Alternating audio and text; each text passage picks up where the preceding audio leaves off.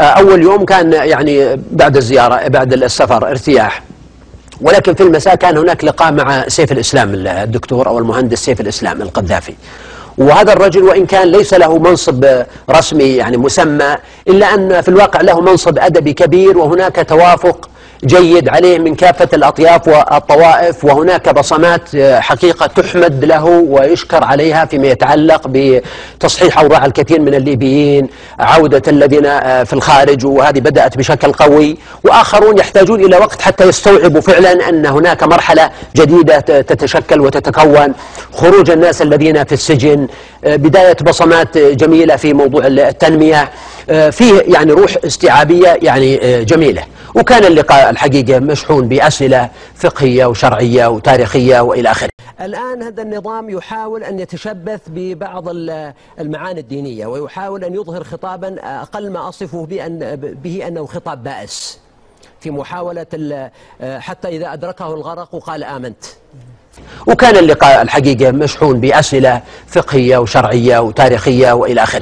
الآن هذا النظام يحاول أن يتشبث ببعض المعاني الدينية، ويحاول أن يظهر خطابا أقل ما أصفه به أنه خطاب بائس. وكان اللقاء الحقيقة مشحون بأسئلة فقهية وشرعية وتاريخية وإلى آخره. فهو لم يكن يؤمن بمثل هذه المعاني إطلاقا، ومع ذلك فأنا أقول إن الخطاب الديني الرشيد هو ينبغي أن يكون خطابا يتدخل في مثل هذه الأزمات بوضوح. يعني لا أكتمك سرا أنه اتصل بي البارحة سيف الإسلام القذافي. ماذا طلب منك؟ فسبحان الله أنا كنت يعني لما وجدته يتحدث وقلت له يعني ما هذا الإجرام وما هذا القتل، فقال نحن ارتكبنا خطأ. فقلت في نفسي ربما يكون هذا استثناء، سيقول انه ارتكبوا خطأ في قصف المدنيين، مع انه حتى لو اعترف هذا ليس مقبولا هذا العذر. فوجدته يقول ان الخطأ الذي ارتكبناه هو انه ليس عندنا آلة إعلامية تواجه الآلة الإعلامية الخارجية من وسائل الإعلام العالمية والعربية التي كلها تقف ضدنا. يعني أدركت فعلا انه كما قال ربنا سبحانه يعني الطغيان لغته واحدة ومنطقه واحد. يقول الله سبحانه وتعالى أتواصوا به بل هم قوم طاغون. هنا كأنهم تواصوا ان القصة هي تغطية إعلامية.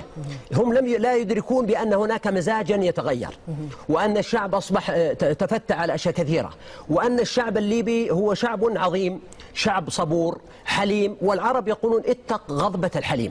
هذا الشعب صبر لمدة أكثر من 4 عقود، صبر على الظلم والعسف ونهب الثروات ومصادرة والبنية التحتية المعدومة في ليبيا والعدوان والقتل بالآلاف، يعني سجن وسليم قضية هم يعترفون بها ونحن سمعناها منهم وغيرنا أنهم قتلوا 1200 سجين في هذه. المشايخ الذين اختفوا منهم الشيخ محمد البشتي وغيره اختفوا في ظروف غامضة ولا يعرف أين هم، وملاحقة يعني المعارضين في كل مكان.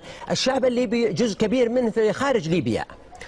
ثروة ليبيا ليست للبلد، يعني هذا الرجل يفتقد حتى الوطنية.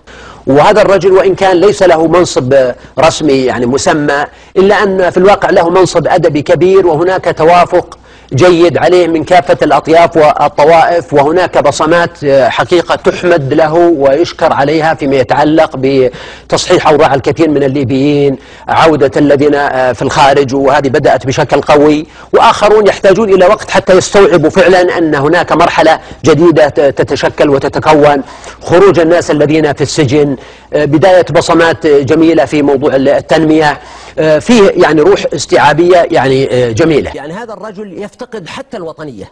وهذا الرجل وإن كان ليس له منصب رسمي يعني مسمى، إلا أن في الواقع له منصب أدبي كبير، وهناك توافق جيد عليه من كافة الأطياف والطوائف. يعني هذا الرجل يفتقد حتى الوطنية، بمعنى أن ثروة ليبيا هي منثورة في أوروبا ومنثورة في إفريقيا، وفي طبعا استخدامات شخصية. الأزمة التي حصلت مع سويسرا ليست أزمة وطنية، وإنما هي أزمة تدور حول قضايا شخصية، وكأن هذا البلد تماهى فضيحة هانيبال واعتداء على شغلة، كأن البلد يعني تحول من وطن إلى أن يكون ملكية خاصة لأسرة أو عائلة. فأنت لا تعرف في ليبيا قضية أين حدود الوطن من حدود العائلة من حدود الدولة نفسها. أول يوم كان يعني بعد الزيارة بعد السفر ارتياح، ولكن في المساء كان هناك لقاء مع سيف الإسلام الدكتور أو المهندس سيف الإسلام القذافي. وهذا الرجل وإن كان ليس له منصب رسمي يعني مسمى، إلا أن في الواقع له منصب أدبي كبير، وهناك توافق جيد عليه من كافة الأطياف والطوائف، وهناك بصمات حقيقة تحمد له ويشكر عليها فيما يتعلق بتصحيح أوضاع الكثير من الليبيين، عودة الذين في الخارج، وهذه بدأت بشكل قوي، وآخرون يحتاجون إلى وقت حتى يستوعبوا فعلا أن هناك مرحلة جديدة تتشكل وتتكون، خروج الناس الذين في السجن، بداية بصمات جميلة في موضوع التنمية، فيه يعني روح استيعابية يعني جميلة. وكان اللقاء الحقيقة مشحون بأسئلة فقهية وشرعية وتاريخية وإلى آخره.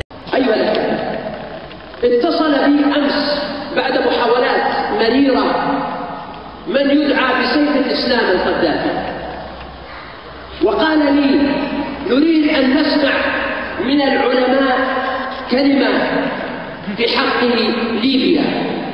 قلت له سوف تسمع هذه الكلمة ولكنها لن تكون في صالحك، سوف تسمع هذه الكلمة ولكنها لن تكون في صالحك.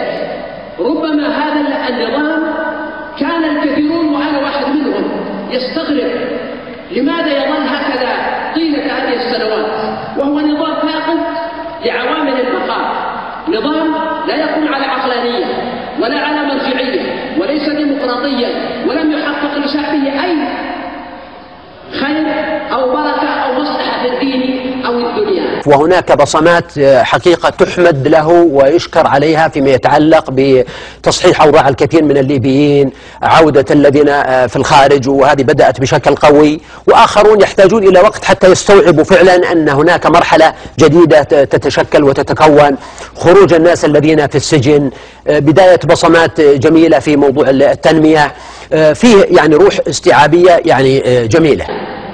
الآن تبين أن الله سبحانه وتعالى كما قال النبي صلى الله عليه وسلم يملي للظالم حتى إذا أخذه لم يفلته، وكذلك أخذ ربك إذا أخذ القرى وهي ظالمة إن أخذه أليم شديد. يعني سجن أبو سليم قضية هم يعترفون بها ونحن سمعناها منهم وغيرنا، أنهم قتلوا 1200 سجين في هذه. المشايخ الذين اختفوا منهم الشيخ محمد البشتي وغيره اختفوا في ظروف غامضة ولا يعرف أين هم، وملاحقة يعني المعارضين في كل مكان. إنني أدعو إخواني إلى أن يملأوا قلوبهم بالأمل والتفاؤل، وأن يدركوا أن طول فترات الظلم لا يعني بقاءها، وأن هذا النظام قد حقت عليه سنة الله سبحانه وجاء أجله كما قال ربنا سبحانه ولكل أمة أجل، فإذا جاء أجلهم لا يستأخرون ساعة ولا يستقدمون، وإنما الشجاعة صبر ساعة، فعلينا أن نصبر ونصابر ونرابط ونؤمن بقدر الله المحتوم الذي لا يرد عن القوم الظالمين. وهنيئا لشعب ليبيا العظيم نجاحه وثورته ووحدته وإيمانه، والعاقبة للمتقين ولا